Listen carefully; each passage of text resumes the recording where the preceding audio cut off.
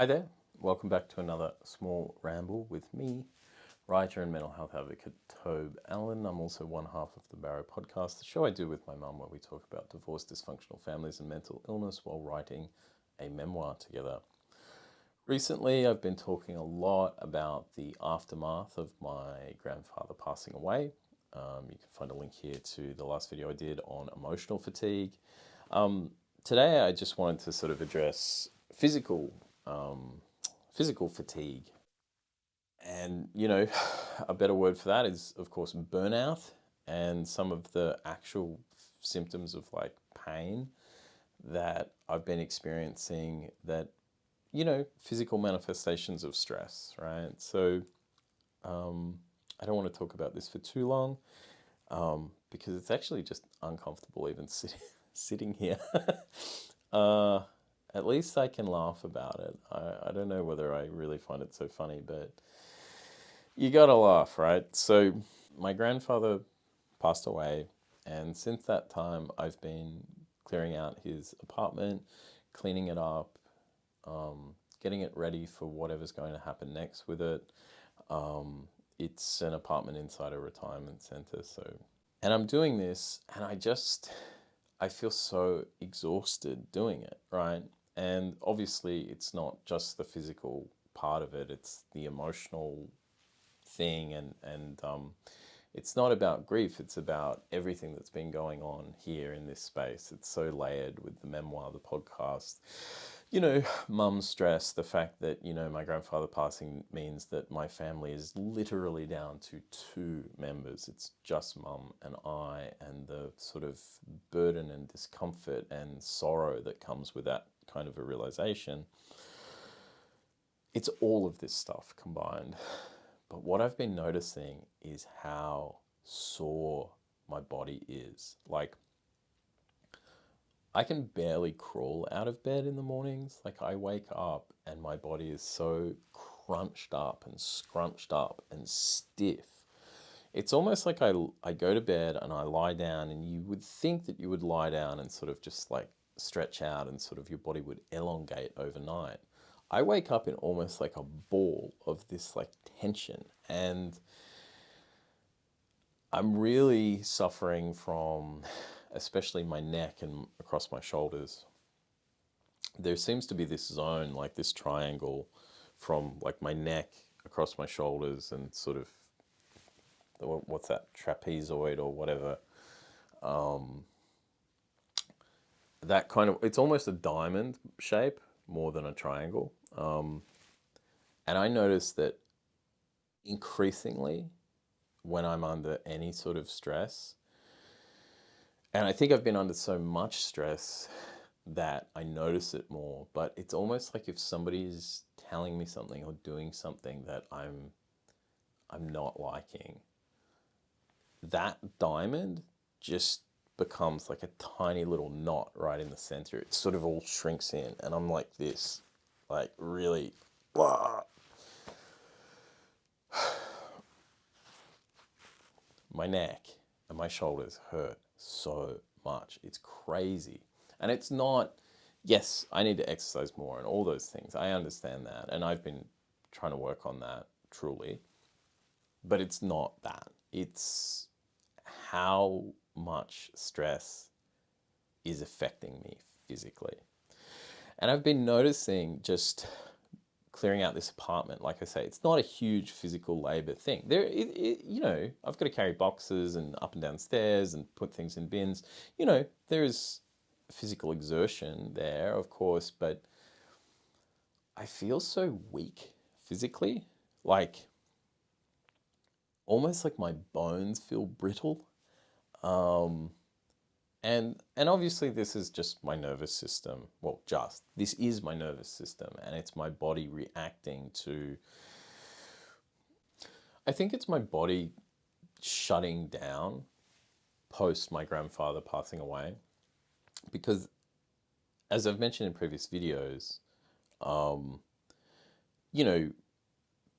my grandfather's decline was really prolonged. It was 18 months, and it became more stressful by the month. Every month it got worse. And, Mum and I were looking at each other going, how can this go on anymore? Like, how can, it was actually quite shocking to us. And I mean this shocking, like, sort of unbelievable, that he was still alive, especially towards the end. We were like, how can he possibly still be living? He was in a lot of pain, and by the end, he really didn't have any great function left.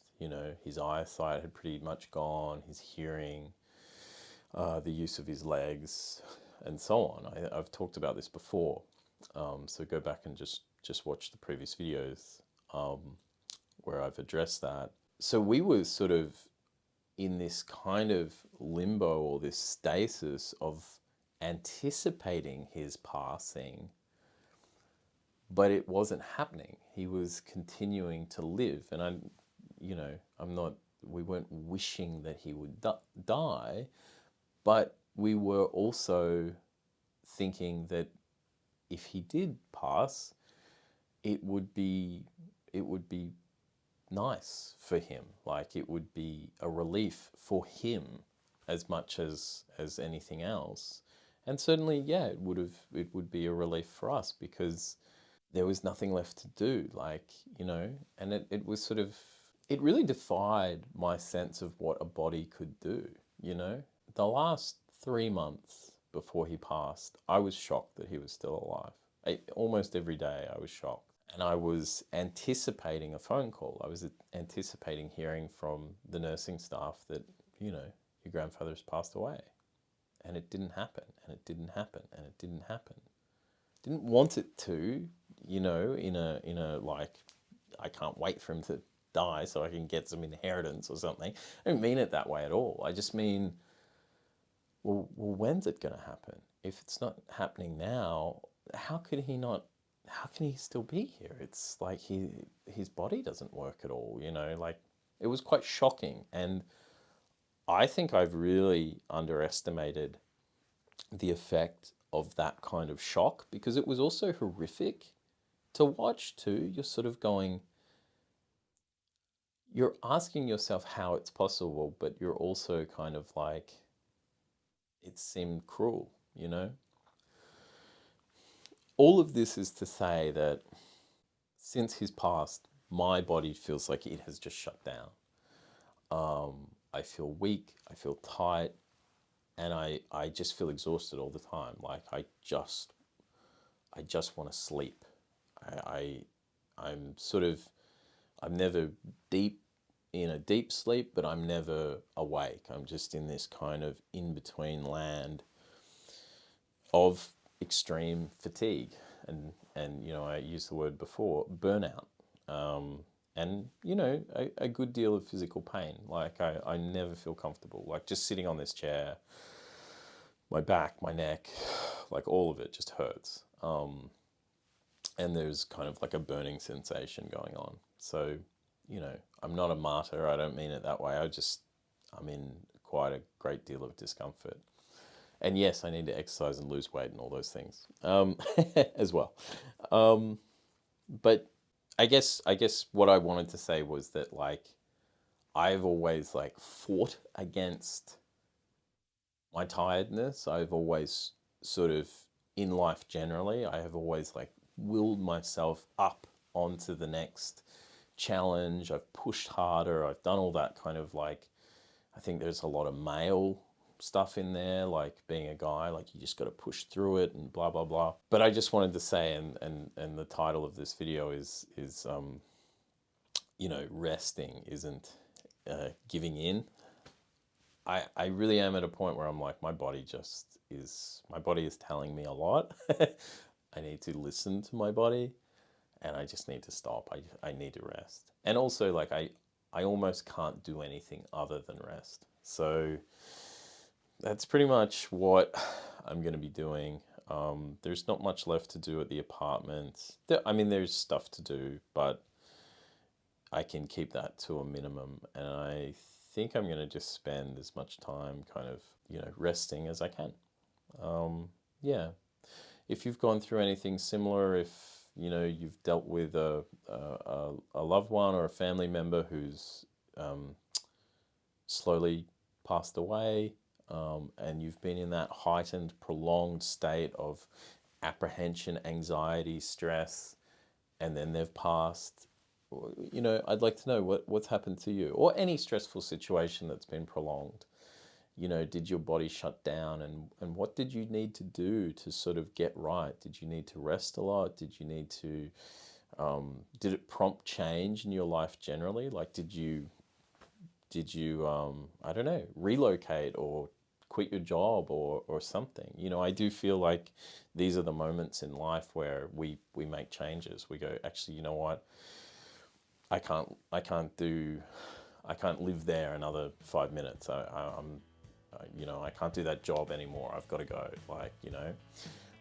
I sort of feel that way about this. With my grandfather passing, I'm like, all right, there's a lot I want to change. Yeah, let me know. Leave a comment. And come and check out the Barrow Podcast. You can find links and further information in the description to today's video, as well as on the homepage to this YouTube channel. Until next time, bye.